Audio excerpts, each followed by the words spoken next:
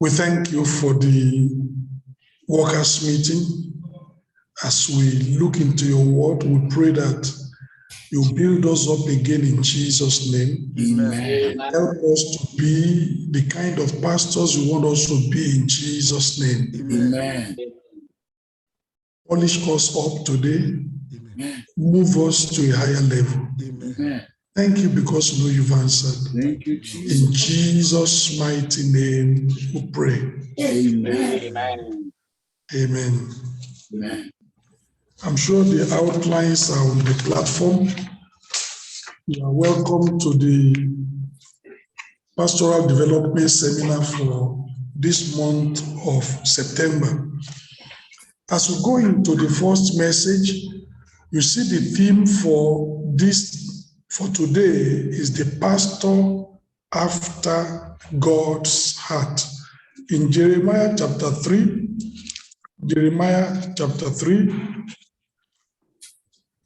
in verse 15. Jeremiah chapter 3, verse 15. And I will give you pastors according to mine heart, which shall feed you with knowledge and understanding. Here God was telling the children of Israel, he will give them. They are not the ones that have chosen the pastors. God gave the pastors. Apostle, prophet, teacher, pastor, evangelist, they are meant to be gifts, ministry gifts to the church. And God said here, I will give you pastors. But not just pastors anyhow, pastors according to my heart. Not pastors according to how the people wanted. You remember the children of Israel? They wanted a king after their own hearts, and God was not happy. And God told them, protest unto them that the kind of king they will have will not benefit them. But Israel still said, even if it's not going to benefit us, we want that king. We don't want a prophet. And then God gave it to them. That was a king after their own heart. And they suffered terribly for it. But God said, I will give you pastors after mine heart, which shall feed you with knowledge and with understanding. In Jeremiah chapter 23, in verse 4, we see another dimension to the same thing. Jeremiah 23, verse 4. And I will set up shepherds. Instead of calling them pastors here, God called them shepherds. And I will set up shepherds over them, which shall feed them, and they shall fear no more, nor be dismayed, neither shall they be lacking, saith the Lord. We're looking at this, and we're looking at the pastor after God's heart. Somebody may be on the platform and say, I'm not a pastor. Even if you lead a house fellowship, you're a pastor of some sort, pastoring over 5 people, 10 people. If you're a husband in the family, you're a pastor, pastoring over that little flock. Because the Bible says, if you don't know how to take care of your house, then you are not even fit to take care of the church of God. It's a little church where God is trying to see, to prove your faithfulness in that. If you're a leader of some sort in the church, we may not call you pastor. That's a nomenclature.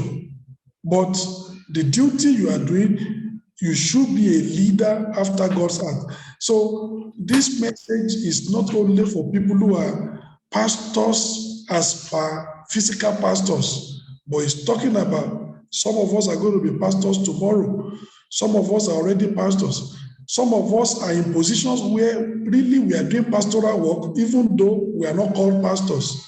So we need to understand that the message is for everybody. Now, but the title is important. The pastor after God's heart. It is not every pastor that can be called a pastor after God's heart. Some pastors are not there for soul winning. They are not there for the edification of the believers, but they are there for financial reasons. Some have already failed in the factory or they've lost their job and they think if I put people together and they contribute tithe and offering every month, I can have something to sustain my life. That's a pastor that's after financial gains. He's running a church because he needs an income to take care of his family. And that's not a pastor after God's heart.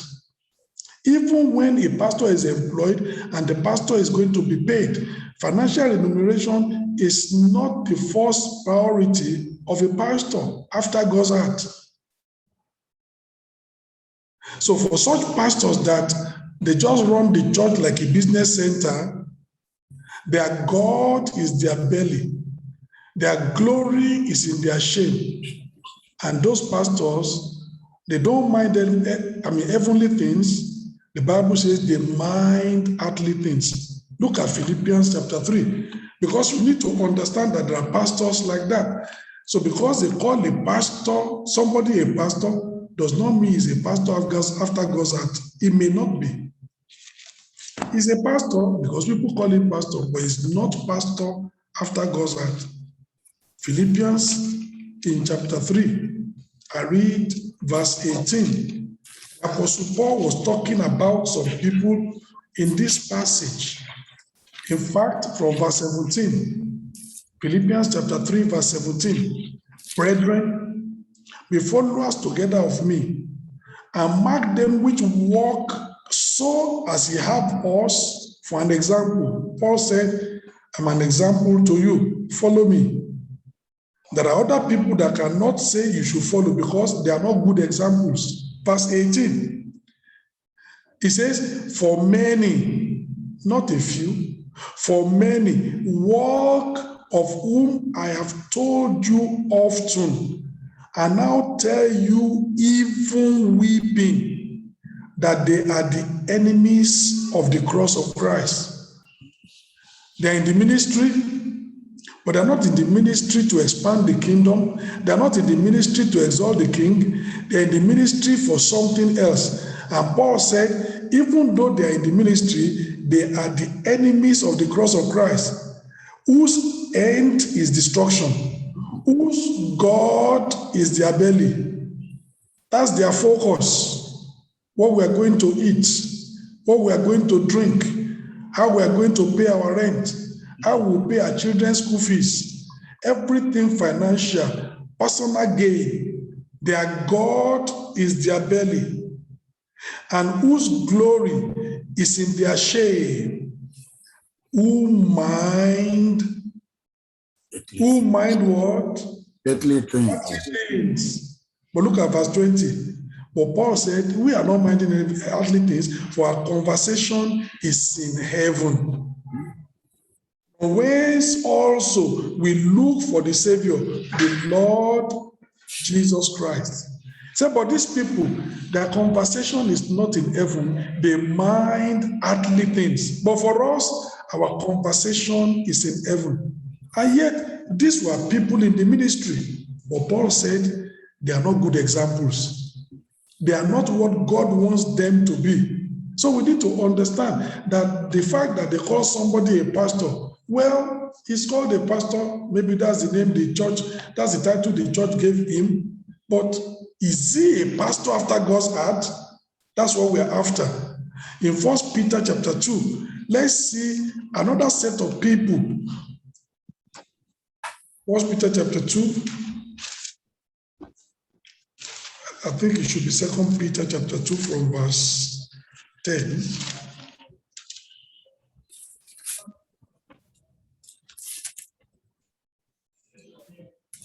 Yes, 2 Peter chapter 2 from verse 10. It says, but chiefly them that walk after the flesh in the lust of uncleanness and despise government. Presumptuous are they, self-willed. They are not afraid to speak evil of dignities. And he's talking about these people. They are in the ministry.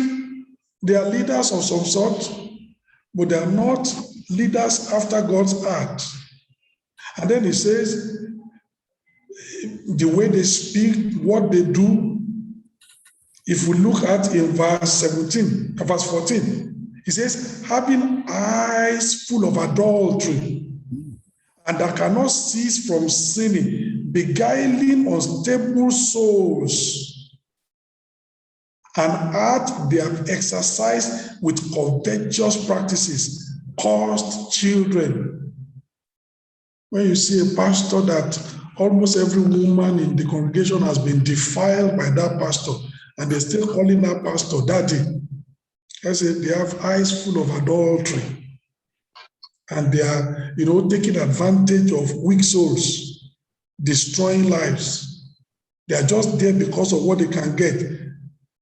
And heart they have exercised with covetous practices. They are the ministry, but those are not pastors after God's heart. Verse 15, which have forsaken the right way. They are in the ministry, but they have forsaken the right way and are gone astray, following the way of Balaam, the son of Bosor, who loved the wages of unrighteousness. These people, they are pastors, but when the prostitute brings money to the church and says, Pastor, this is my tithe, they will bless the money. Wages of unrighteousness. When a drug pusher says, I want to come and pay my tithe unto God, they will take that money. They love the wages of unrighteousness. When a madam that has girls on the road says, Pastor, I want to pay my tithe, they take that money. They love the wages of unrighteousness. That's not pastor after God's heart. It says they have gone astray after Balaam, who loved the wages of unrighteousness. In verse 16, but was rebuked for his iniquity. Loving the wages of unrighteousness is iniquity, and Balaam was rebuked for his iniquity. The dumb are speaking with man's voice, forbade the madness of the prophet. When an animal is telling somebody you are not reasonable, you should be crying. When the ass is telling the prophet, you are mad, you are not reasonable. God is speaking to you, you cannot hear. Angels want to kill you, cannot see. And the animal is seeing the angel, but the prophet cannot see the angel. Can't you see he's mad? And the ass is saying, you think I'm dumb, but you are mad. How can that be a pastor after God's own heart? In verse 17, these are wells without water. Well, I pity people that go to those churches. You go to a well without water. What are you going to take home? What water are you going to drink? With what water are you going to cook? How are you going to bath? How are you going to be refreshed? You have gone to a well without water. You come back home without anything. That's why there is no profit from such ministries. Your souls cannot be edified. You cannot be built up because you are following leaders, pastors that are not after God's heart. These are wells without water. When you get there to fetch, you will be disappointed. They cannot give you anything edifying, anything profitable, because it's a well, it has no water. Clouds that are carried with a tempest, to whom is, the mist of darkness is reserved forever. They are empty clouds. Sometimes the cloud is dark.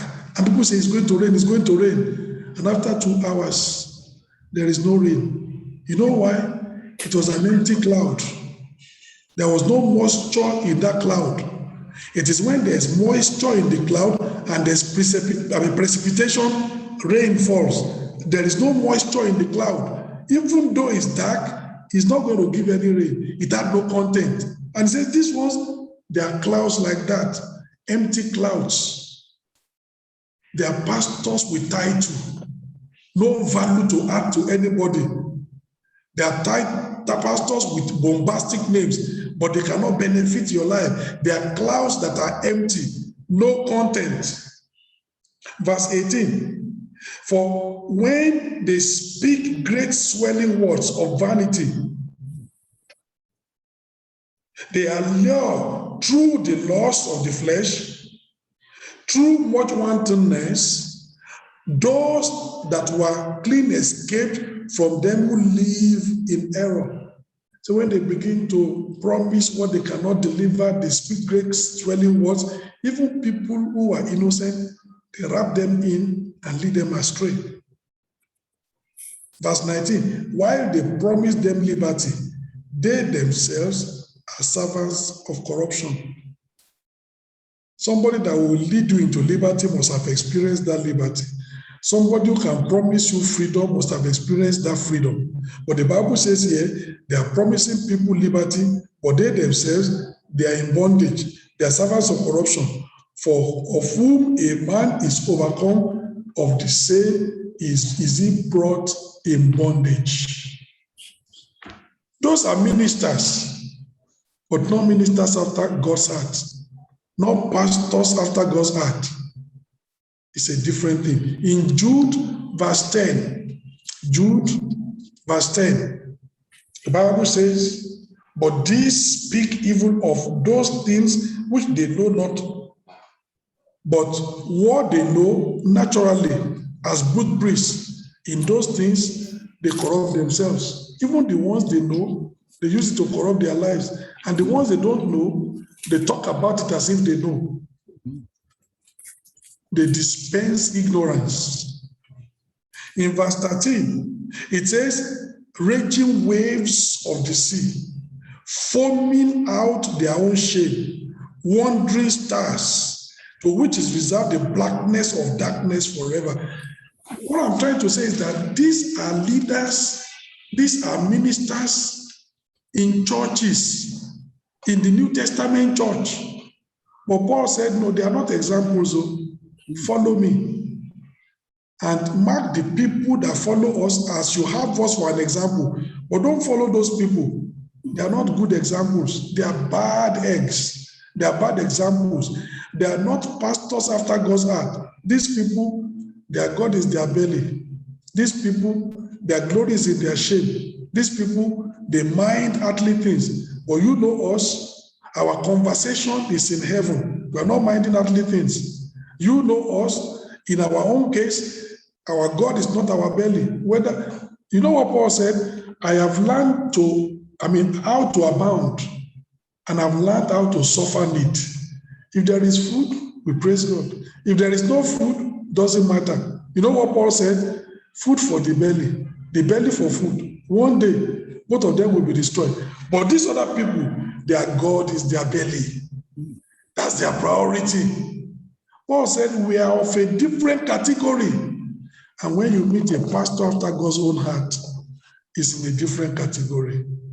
I pray that God will make you that kind of a pastor in Jesus' name. Amen. That kind of a leader that God can say that this is a leader after my own heart.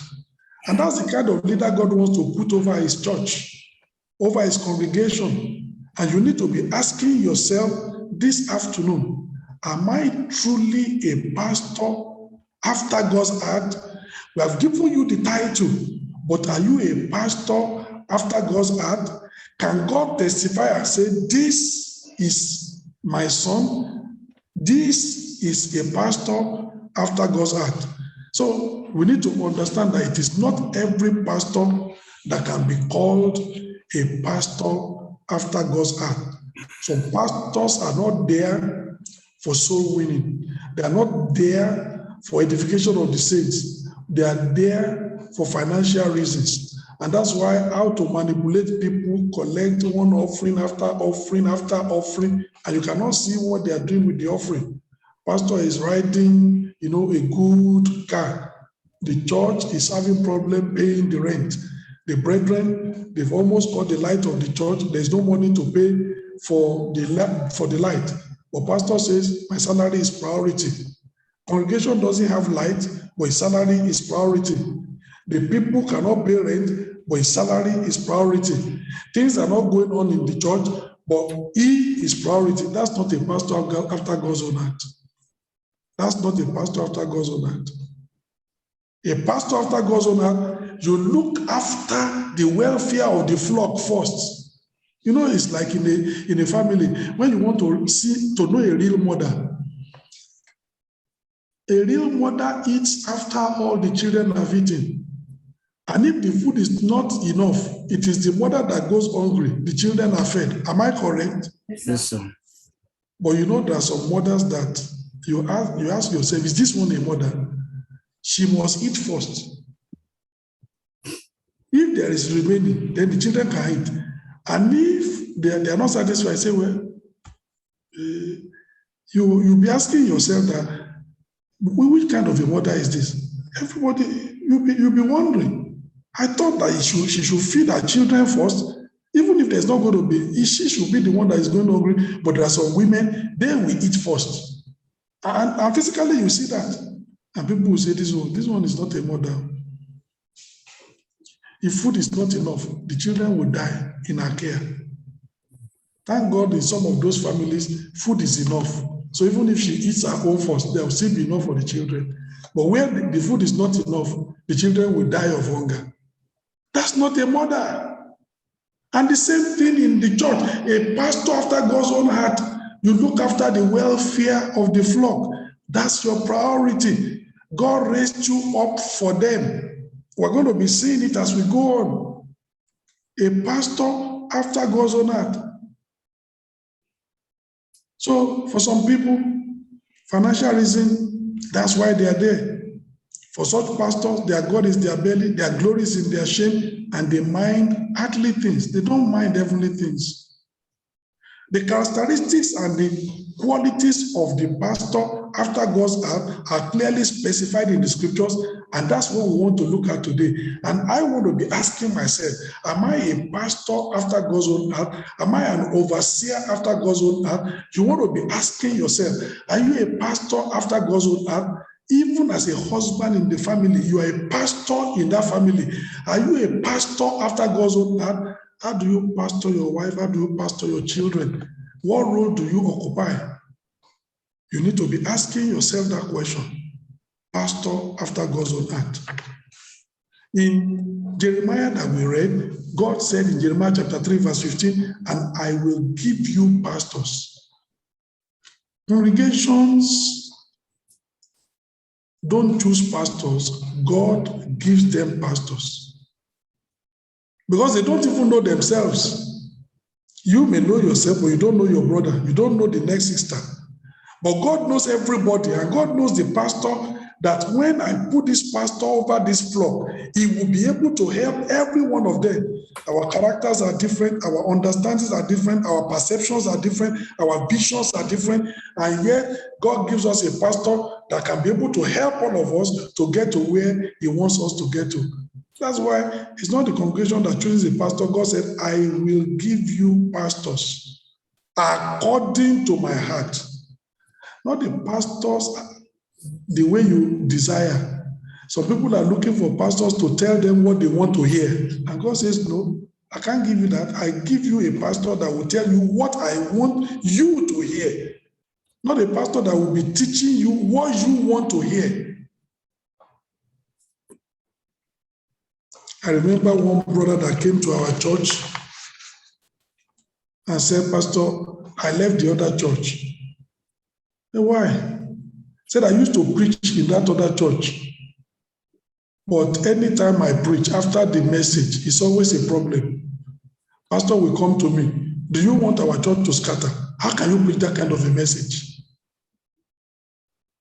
The madams and the drug pushers will come and say, if you preach this kind of message the next time, we will abandon this church and we'll see how you are going to pay the rent. Because he has preached about sin, preached against prostitution, preached against drug pushing. But in that particular church, the madams and the drug pushers, they were the ones financing the church.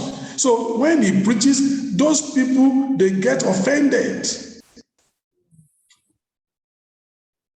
And then they go and tell the pastor, if you put that one on the pulpit the next time, we abandon you. And the pastor will be begging them, please, please, please, please.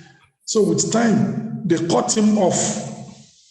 They just sidetracked him so that he doesn't. So he said, what am I doing here?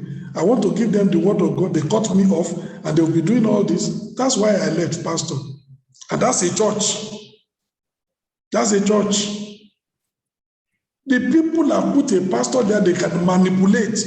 The pastor, they will tell him what to preach and what not to preach. And when he preaches, they will tell him what to preach. We don't like it. And if you continue, we will go away.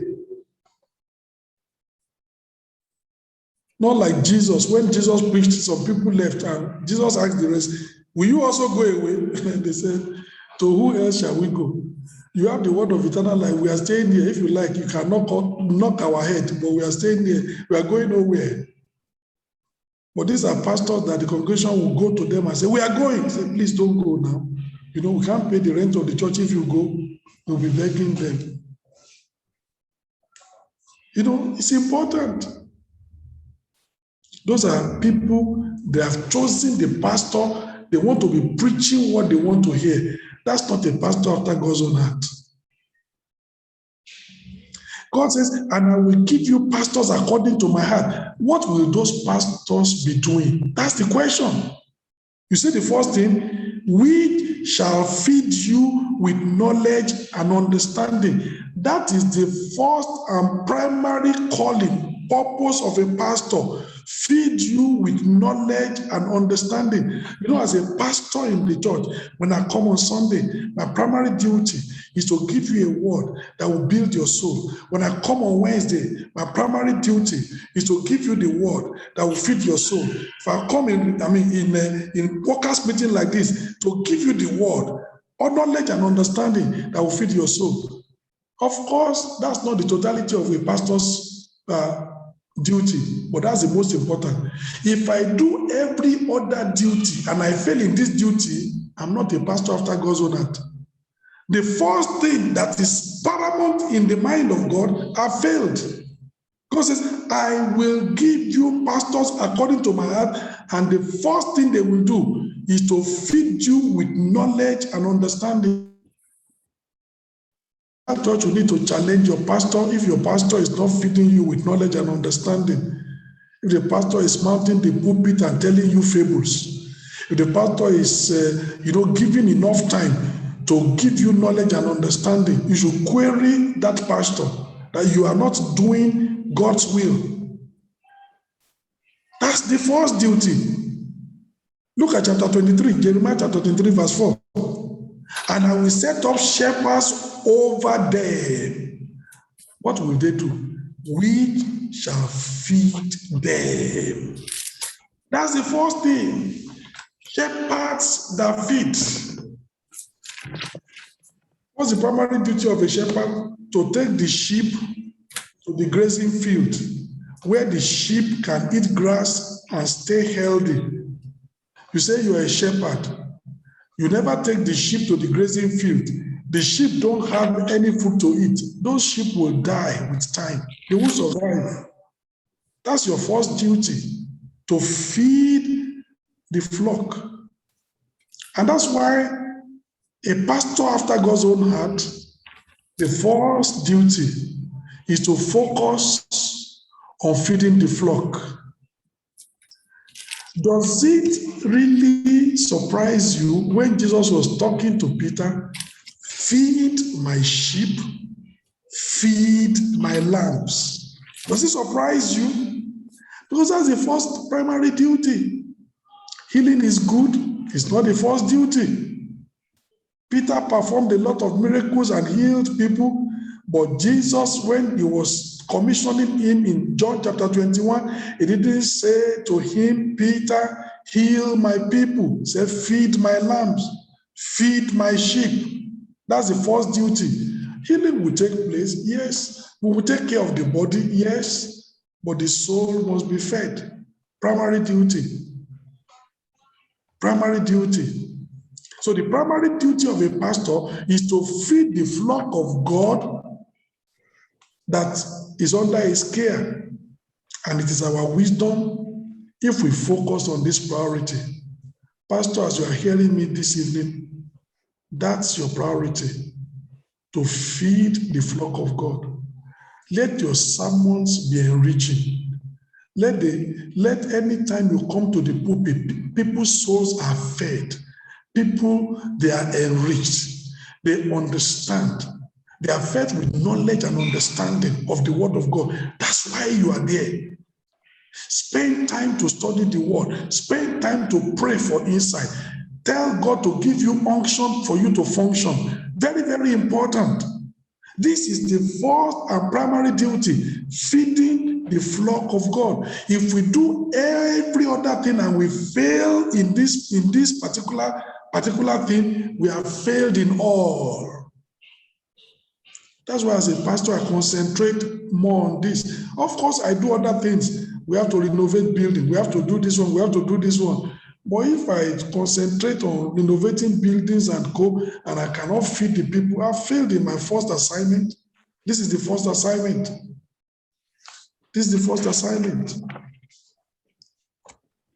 The flock under you must be fed with good food, fed with understanding, fed, with the word of God, fed with knowledge. That people are saying, every time I come to church, I'm growing because I understand the Bible in a different way. I understand how, God is dealing with his people. I understand how to walk with God. Knowledge and understanding. People must not be ignorant. The first and most important duty of a pastor, of a spiritual leader, or a shepherd is to teach the truth, not just any truth, God's truth to the congregation. Exodus chapter 18. When Moses was going to choose leaders over 1,000, leaders over 100, leaders over 50, leaders over 10. Let me show you the criteria of the leaders to be chosen. Exodus chapter 18 in verse 20. Exodus chapter 18 verse 20. And thou shalt teach them ordinances and laws, and shall show them the way wherein they must walk, and the work that they must do. Moses was to choose leaders over 1,000, over 100, but the first duty of Moses, he was to teach those leaders. In verse 20, and thou shalt teach them ordinances and laws. That's his first duty. That the people is going to appoint to be leaders, he needs to instruct them. How about if Moses fails in that? The people you are going to appoint, what are they going to do? How are they going to know what to do, how to behave themselves in the house of God, which is the ground and the pillar of truth? They need to be taught. And he says, that's your first duty. Teach them ordinances and laws, and show them the way wherein they must walk. Talk about their Christian walk. And the work that they must do. Talk about their Christian walk, W-A-L-K, and Christian walk, W-O-R-K. The relationship with God and service to God. Teach them. That's why the Bible says a bishop must be apt to teach. Are you a leader? Apt to teach. That's the first. You must feed the flock. You must teach the flock. You must fill them with knowledge and understanding. So the first and foremost leader of a duty of a spiritual leader or shepherd is to teach the truth of God's word to the congregation. God was against the shepherds that did not feed his flock. in Ezekiel chapter 34. Ezekiel 34. These were also shepherds, but see why God was not happy with them. God was angry with them. Ezekiel 34. Let me read from verse 1. And the word of the Lord came unto me, saying, Son of man, prophesy against the shepherds of Israel. Prophesy and say unto them, Thus said the Lord God unto the shepherds, Woe be to the shepherds of Israel, that feed themselves. Should not the shepherds feed the flock? You know, that's what I'm saying. So selfish, they are there for what they can gain. Once their needs are met, whether the congregation is certified or not, that doesn't matter. Their salary is paid. Whether the church rent is paid, they don't care. They have money for all the things they need. Whether the light bill of the church is paid, they don't care. Brethren can worship in darkness, tough luck. And God was angry, and he says, these shepherds, they feed themselves. Should they not feed the flock? Verse 3, ye eat the fat, and ye clothe you with the wool. Ye kill them that are fed, and ye feed not the flock. God is, you don't feed my flock. But all the resources, you are consuming it on yourself. Verse 4, the diseased have ye not strengthened, neither have ye healed that which was sick, neither have ye bound up that which was broken, neither have ye brought again that which was driven away, neither have ye sought that which was lost, but with force and with cruelty have ye ruled them. They are dictators, no care for the flock. A flock is lost, does he care? It's not like the shepherd of John chapter 10 or Luke chapter 15 that leaves the 99 and goes to look for the one that was lost. This one, tough luck. You are diseased, doesn't care. You are sick, it's not clear.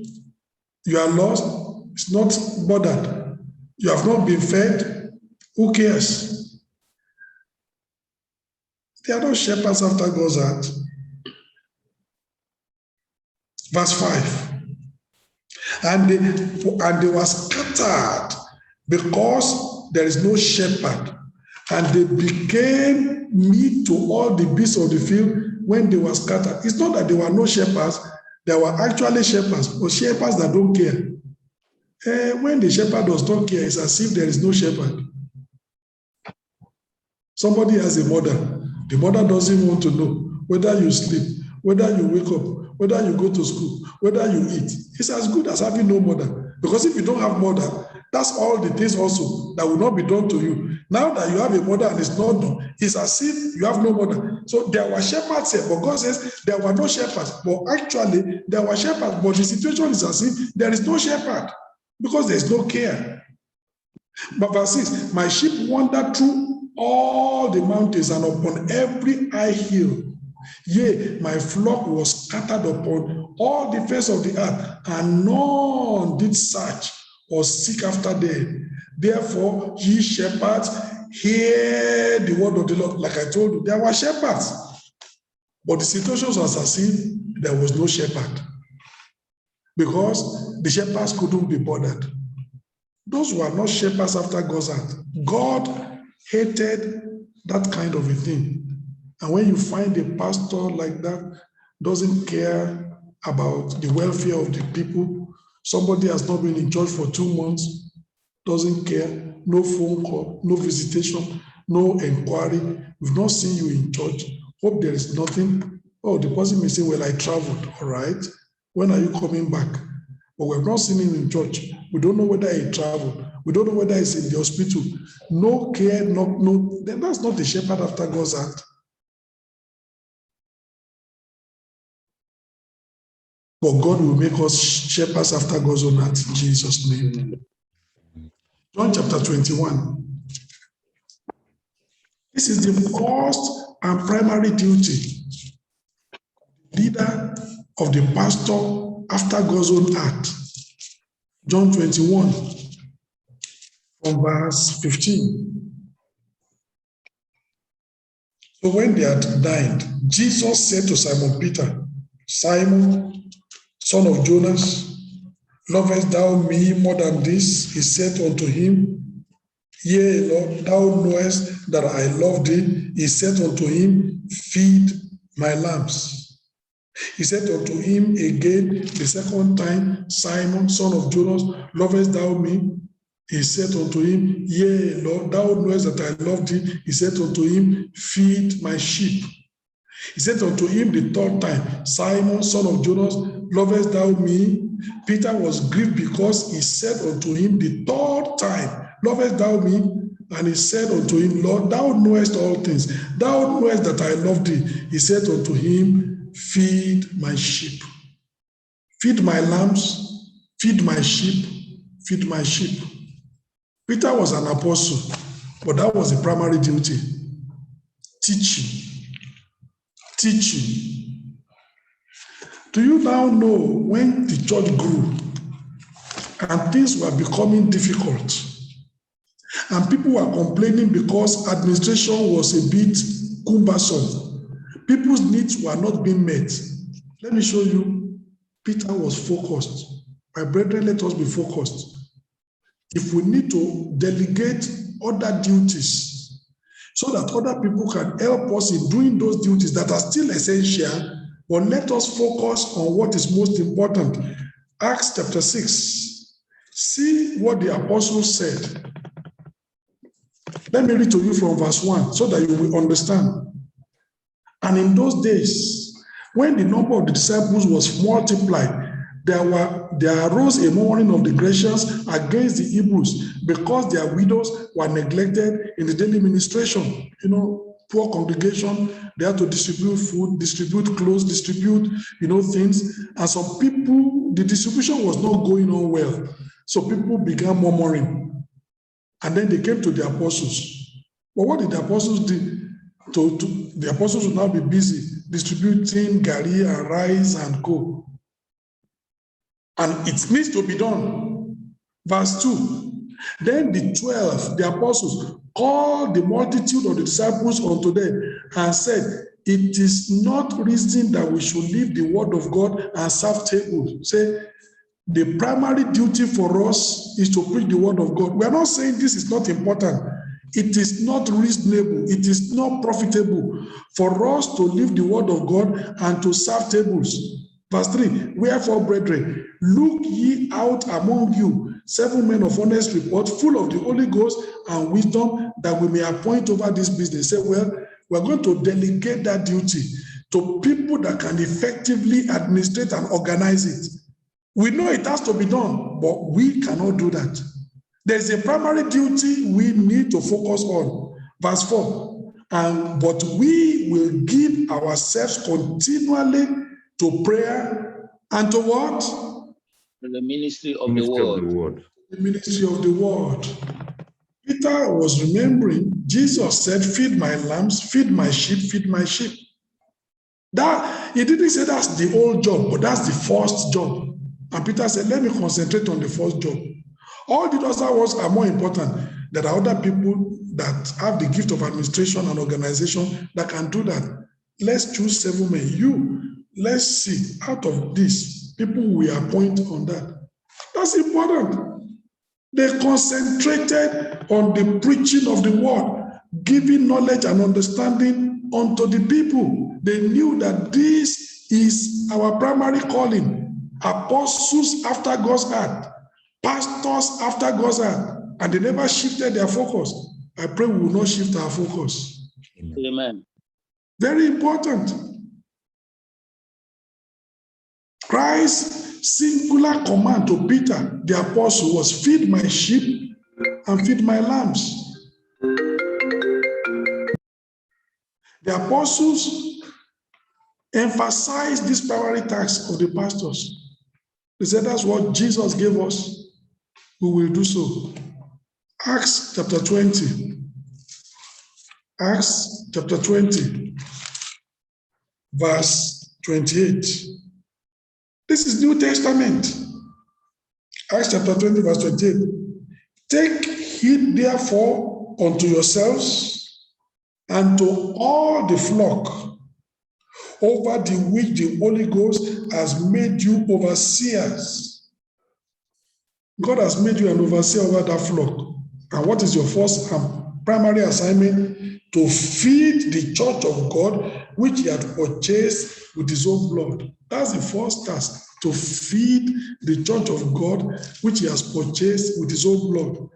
A pastor is not feeding the flock, you are not doing your job. You may do every other thing, you have failed in your first assignment. 1 Peter chapter 5, 1 Peter chapter 5, in verse 2. 1 Peter chapter 5, in verse 2. It says, feed the flock of God, which is among you, taking the oversight thereof, and not by constraint, but willingly, not for filthy lucre, but of a ready mind. But you see where I started, feed the flock of God which is among you. This is Peter writing to the elders of the church in Pontus, Galatia, and Co., the places where he was writing to. And he told them, feed the flock of God. Who was he writing to? Chapter 5, verse 1. The elders which are among you, I exhort. Who am also an elder and a witness of the suffering of Christ, and also a partaker of the glory that shall be revealed. Feed the flock of God. He was writing to the elders, to the leaders in the church, to the pastors in the church, that your first and primary assignment is to feed the flock. Pastor, you are listening tonight, you are listening this evening. If you fail in that assignment, you are not a pastor after God's own heart. A pastor after God's own heart, the first and foremost duty, the flock under your care must be well fed. They must be well cared for. You must take them to the grazing field. They must graze. They must eat green grass in a green field, satisfied. If you do every other thing, but you fail in that respect, you have failed. This is the first duty, and we must focus. So a pastor after God's own heart, focus on feeding the flock. Focus on feeding the flock. Say, Pastor, we have to do other things. Yes, we may need to organize and delegate and put other people in charge. A pastor cannot do every single thing that has to be done in the church. You can't. You must concentrate on the most important, and then let other people use the gift God has given them to solve other problems also. We organize. So the apostles, they emphasize this primary task of the pastors, feeding the flock. In the New Testament, we are called, look at if you want to be a bishop, 1 Timothy chapter 3. One of the characteristics and the qualities of a bishop, 1 Timothy chapter 3, verse 1, this is a saying, if a man desire the office of a bishop, of a pastor, he desireth a good work. A bishop then must be blameless, the husband of one wife, vigilant, sober, of good behavior, given to hospitality, apt to teach. If you are not apt to learn, what are you going to teach? A person that is going to be apt to teach must be a person that is apt to learn. Is what you have learned, you can pass on to other people. Is what you have been instructed with, you can instruct others with. Paul said, the things that you have heard of me among many witnesses, the same commit out to faithful men who also will be able to teach others also. If you don't have time, some people want to be pastors, but here is a meeting, a teaching meeting, a developing meeting. They are not here. They are not in this meeting. I don't know why the brethren are not behaving well. The brethren are not cooperating. Do you know what to do, how to make the brethren to cooperate? Do you know how to manage them? Do you know how to organize the church? Do you know how to carry the brethren along that, you walk in partnership, they love you, you love them, you walk together, the church is moving on. You are to learn. You are not learning. How are you going to do? How to teach? Wednesday is there. Say, I'm not sick. Even if you are not sick, it's a learning period. Like I told you, we're going to be preaching from 1 Samuel chapter 17 for the next 4 revival hours. We've already done one. We still have another 3 to show you that when you read a passage of scriptures, how you can be seeing things from it, and God can be giving you insight, and you can be able to develop quality sermons. That's the training. Even if you are not sick, that provides a training ground for you as a pastor so that you can be apt to teach. Some pastors are not apt to learn. Every opportunity to learn, to be equipped, they are not there.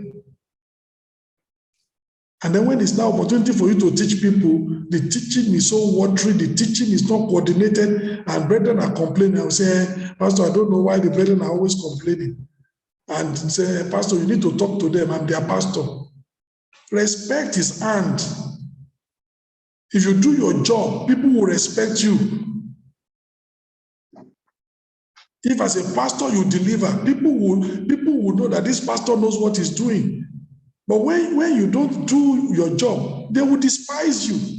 Paul told Timothy, let no man despise your youth. But if you are not apt to teach, you are not giving the people knowledge of an understanding, they will despise you.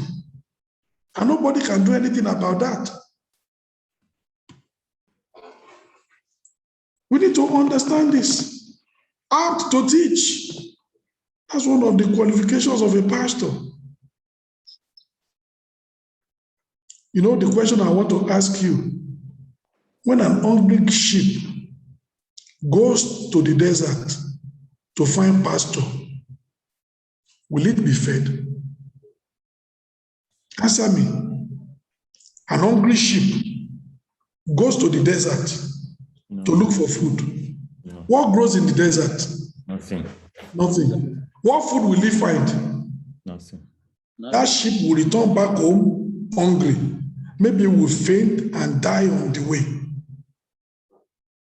When an hungry sheep goes to the desert to find pasture, it will return disappointed because no grass grows in the desert. What I'm asking you today is that, is your local church a desert? Or is it a grazing field? As God's flock is coming to that local church, is it a field where they can be fed? They can find green grass and eat to their satisfaction? Or is it that everything is so dry, the sheep is disappointed and goes back home hungry, the way it came? Then if you say you are pastor in that local congregation, have you done your duty? The first assignment, God said, I will give you pastors according to my heart, which shall feed you with knowledge and understanding.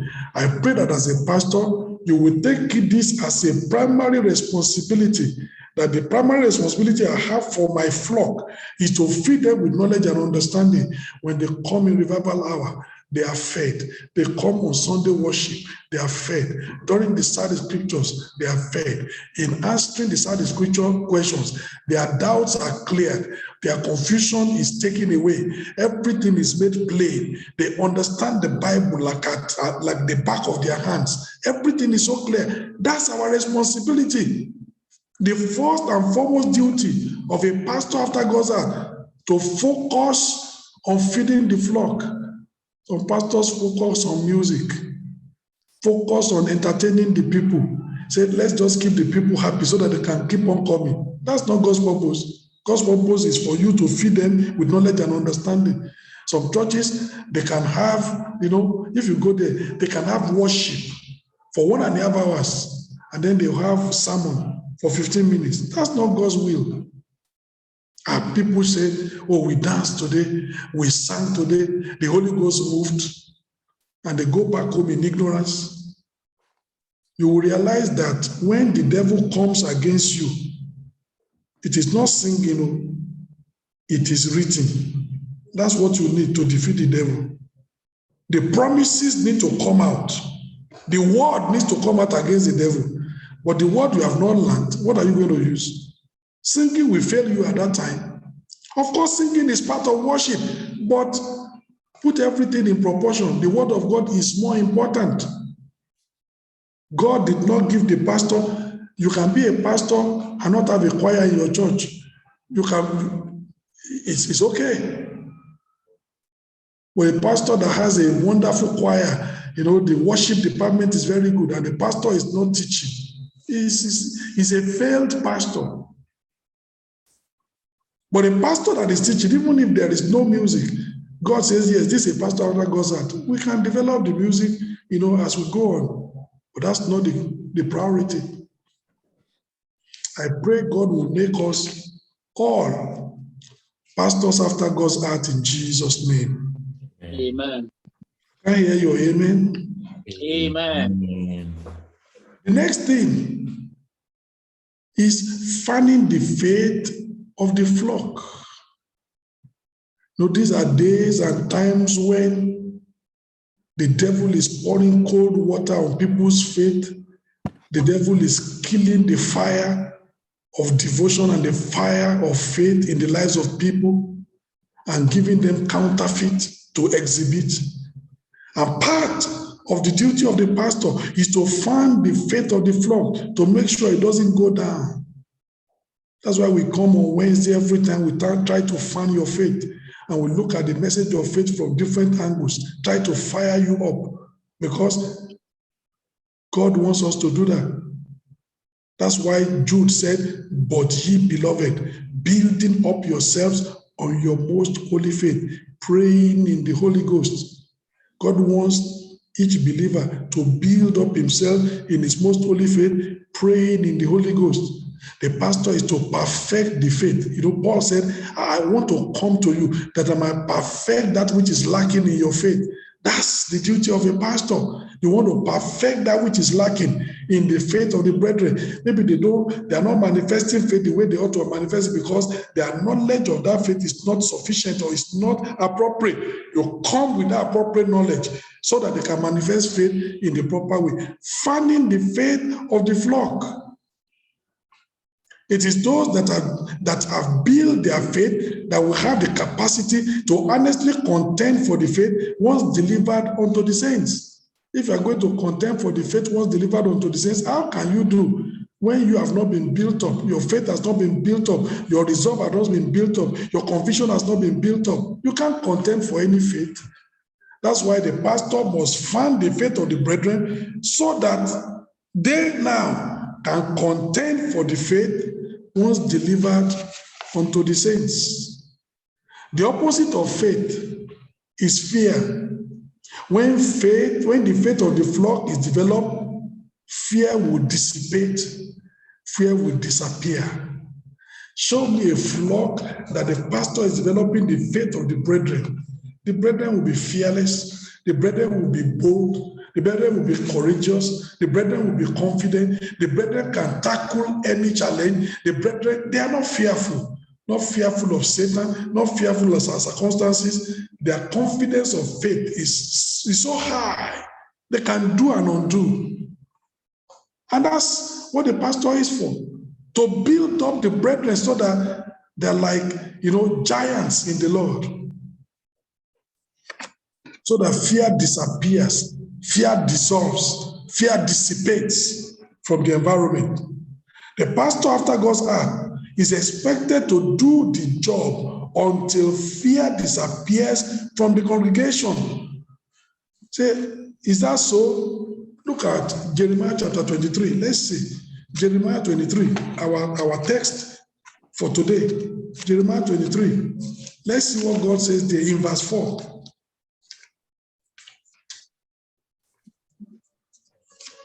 Jeremiah 23, verse 4. And I will set up shepherds over them, which shall feed them, and they shall fear no more. You feed them with the word of faith. Their faith is so solid, fear goes out of the window. Fear dissolves and dissipates. Fear disappears. The brethren are so bold. When they come across a mountain, their faith is built. They speak to that mountain, move. The mountain moves.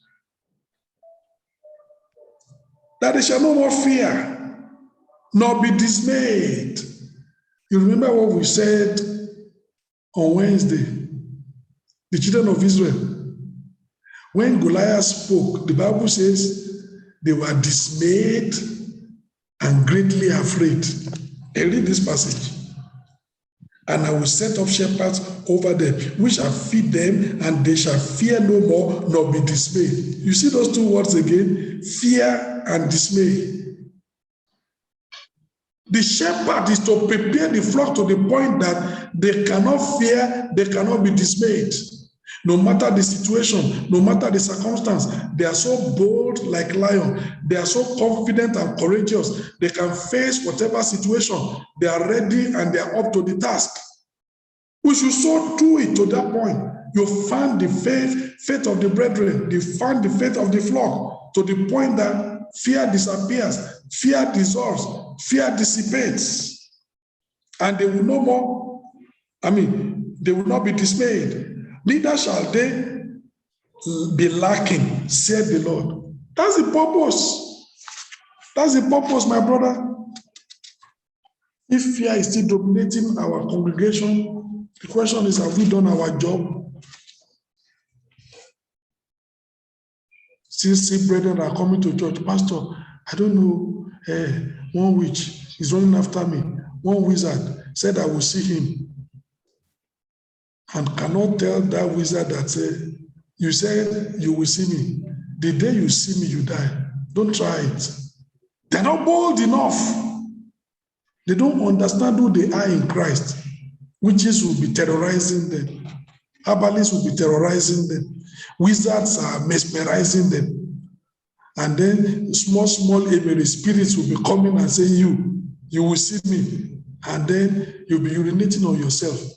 What kind of believer are you? We should build the believers to the point that they will tell them that if you love yourself, just leave me alone, because the day you try to come near me, you will be finished. Have you read in the scriptures, touch not my anointed, do my prophets no harm? I wouldn't even have to do anything with you. God will wipe you out. They are so confident. Whether they know about Laban or not that is pursuing them, they know that there is a God that's going to defend them against a tyrant of a Laban. They know who they are in Christ. No fear. No fear. I remember in the church in Manchester very many years ago, there was an Olumba member. We evangelized her. She got converted and she started coming to church. And I think she was so important in Olumba. Sunday morning, 4 leaders of Olumba Church in Manchester, they landed in the church with their red all over. And when they came to the church, they knelt down. As they came to the church, they were bowing their head. Some brethren in the church were already shaking. Olumba. My brother, we worship Jesus. So I went to them, I shook every one of them. You are welcome. Sit down here. Say, Pastor, you are shaking Olumba. What is he going to do to me? If he puts anything on that hand will wither. Amen. You don't even know who you are in Christ. I told them, sit down there. I preached my message, and thank God it was a message of salvation that day. At least they have an opportunity in their life to hear a good message of salvation. They will never have any excuse. And after the church, I just shook them. They went their way. Am I afraid that they came here because we evangelized one of their members and they got converted? Oh, we are serving Jesus. Don't you understand the power you have? Don't you understand the power in the name of Jesus? Don't you understand the power in the blood of Jesus? And you are afraid of cultists. For what? We must build the faith of the brethren to the point that they can face anything. They know who they are. Not a false confidence, but a confidence because their faith has been developed. And one of the duties of the pastor is to fan the faith of the brethren. That's why I bring all these messages of faith from different angles so that you can be really solid in Christ. You know, next Wednesday, we're talking about, overcoming the giants, conquering the giants, having victory over the giants. That's what we're talking about. By faith. How do you conquer Goliath? Come and hear. Come and see from the scriptures. And the pastor, we must do that. So you must plan your messages so that you are feeding the flock, you are fanning the faith of the flock to the point that they will not fear. They will fear no more, nor be dismayed. The Lord asked, look at Luke chapter 18. And Jesus was concerned. Jesus is concerned about his church. Luke chapter 18, verse 8. I tell you that he will avenge them speedily. Nevertheless, this is a question. When the Son of Man cometh, shall he find faith on the heart? Say this woman had faith to go to that unjust judge. And even though the unjust judge will not answer the first time, the second time, the third time, the faith of this woman made her to be persistent. She was importunous, knowing that I must get an answer. If I have to come 100 times, I'm going to come 100 times. And she kept on going until the judge answered. And Christ said, can you see this kind of persistent faith? When I'm coming back, will I find this kind of faith on the earth? Let me put the question in another way. Will you find this kind of persistent faith in your heart? Will you find this kind of persistent faith in your home? How persistent are you as a husband in the family? How persistent are you as a wife in the family? How persistent are your children about faith in the home? When Jesus comes back, will you find faith in your heart? Will you find faith in your home? Are the glowing embers of our faith already being covered with the ashes of discouragement? Are the embers already dying from neglect? When you prepare a fire like we do in Africa, either with coal or with wood, you find the fire is going. But after some time, the fire will be dying down. The wood is burning. Ashes are forming. If you don't remove the ashes and reorganize the wood, the fire will die out. If it's coal, you will see that as the coal is glowing red and is burnt, ashes will be gathering. If you don't take away the ashes and shake the thing and reorganize, the fire will just die down like that. You need to put in fresh coals, remove the ashes, shake everything, restructure things. That's what will happen. And faith also is like that. If you neglect it, it will die off. If the ashes of discouragement covers your faith, it will not function. With time, it will not be existent. So I'm asking you the question, are the glowing embers of your faith already being covered with the ashes of discouragement? Shake yourself out of discouragement, put on, your garment of praise, put on encouragement from the Lord, encourage yourself like David did, and move. Shake yourself. Shake off the ashes of discouragement. Are the embers already dying from neglect? Pick up your Bible, pick up the message, hear the word of God. Fan your faith again. Come to revival hour. Let the word of God encourage you and build faith in your heart. Faith comes by hearing the word of God.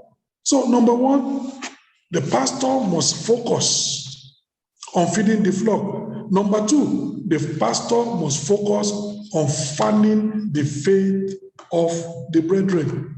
The pastor is meant to fan the faith of the flock so that they can keep burning, they can keep glowing. Fan the flames of devotion so that the flock can keep relevant and productive. That's why the Bible says, encouraging one another, provoking one another unto good works.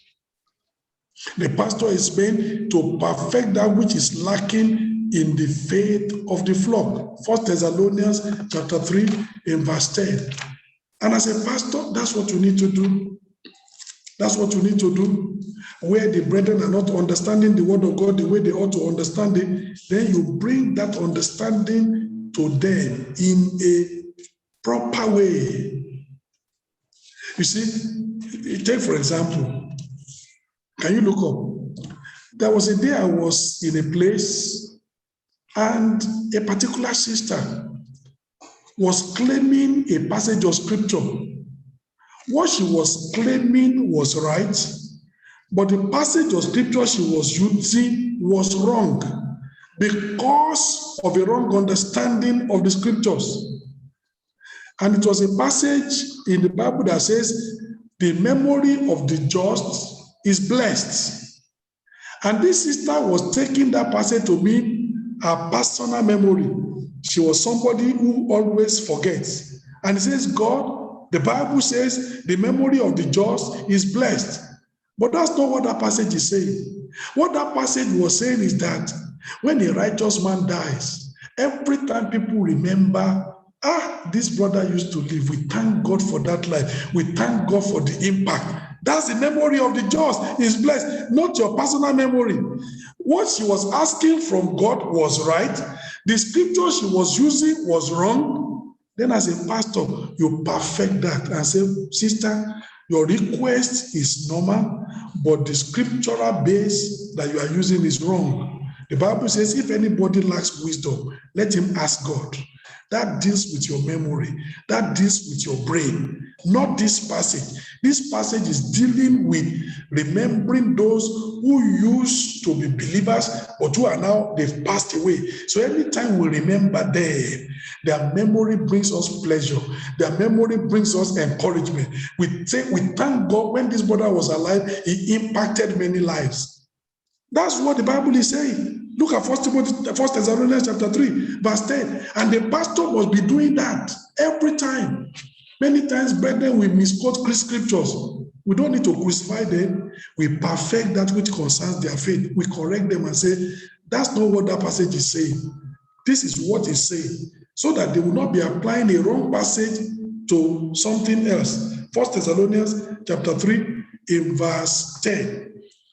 Paul said, night and day, praying exceedingly that we might see your face and might perfect that which is lacking in your faith. Paul said, I'm praying for opportunity to be able to visit you.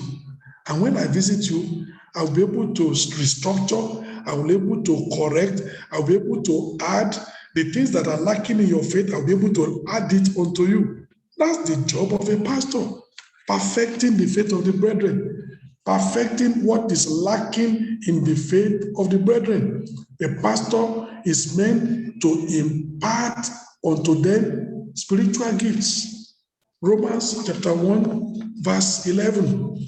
Romans chapter 1, verse 11.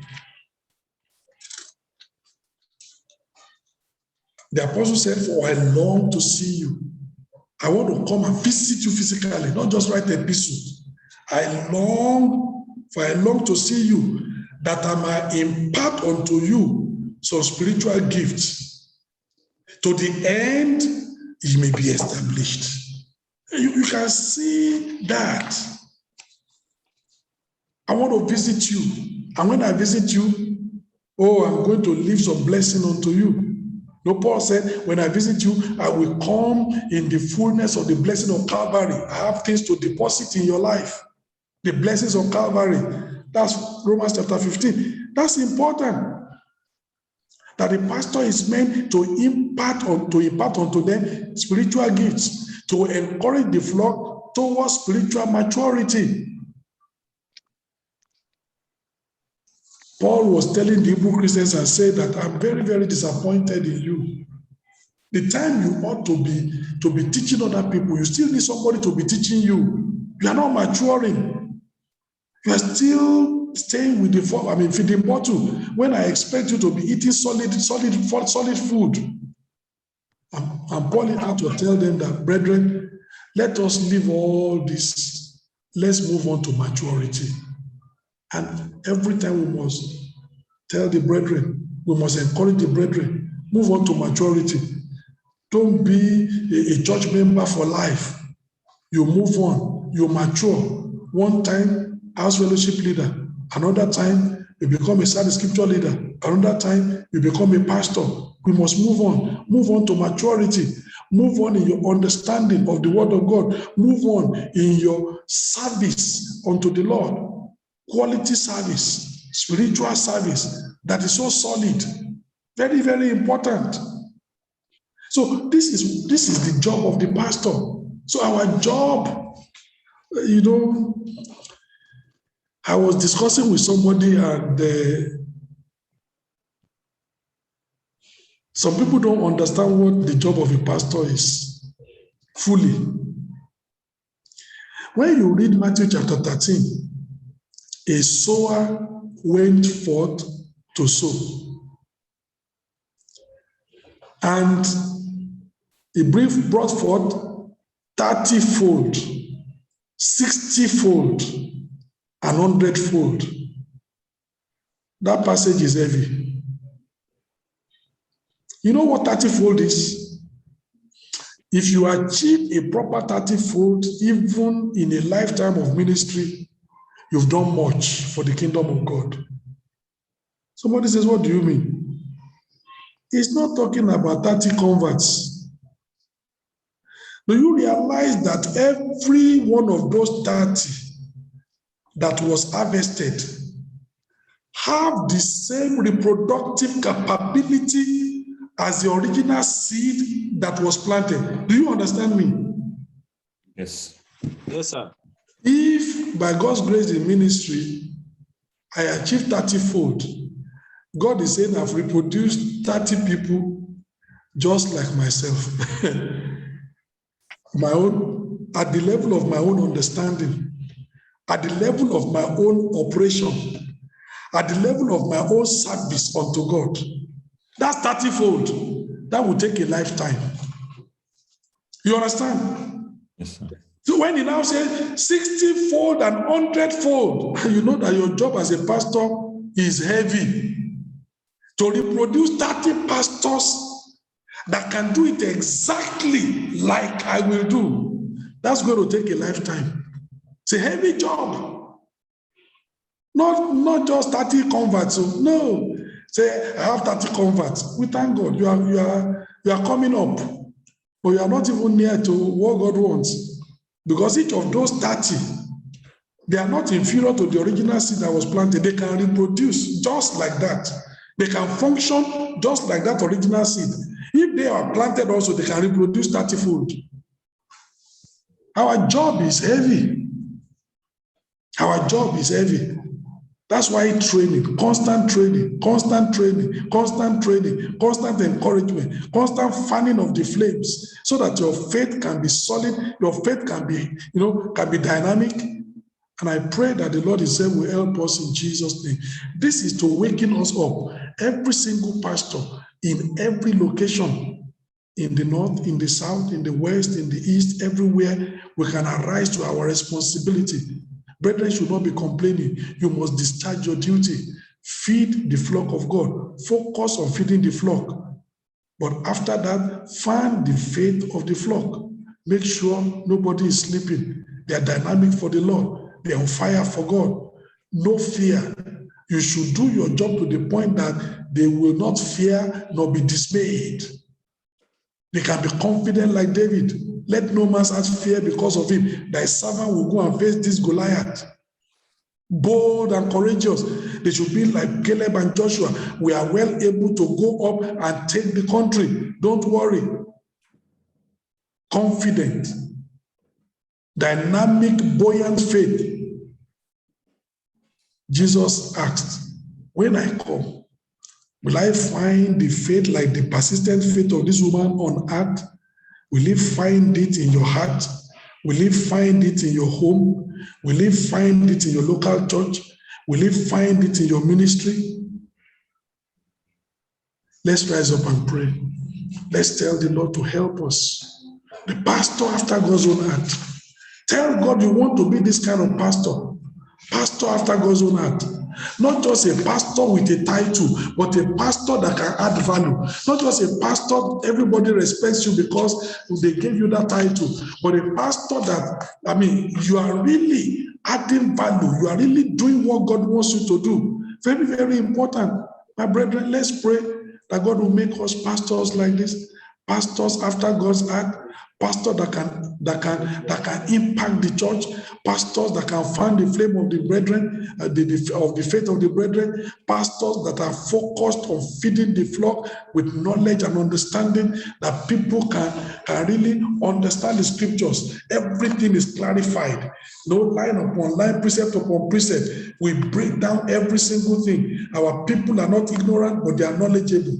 They are not confused. They understand. Everything is clear. Let's pray that God will make us pastors like this. Those of us that are regional pastors, national overseers, it's the same. We need to pray that God take me to that level. Take me to the place. Help me to fulfill my assignment of feeding the flock, feeding the flock, feeding the flock, feeding the lambs, feeding the sheep. Feed the flock of God that is among you. Give yourself continually to prayer and to the ministry of the word. Very important. Ministry of the world.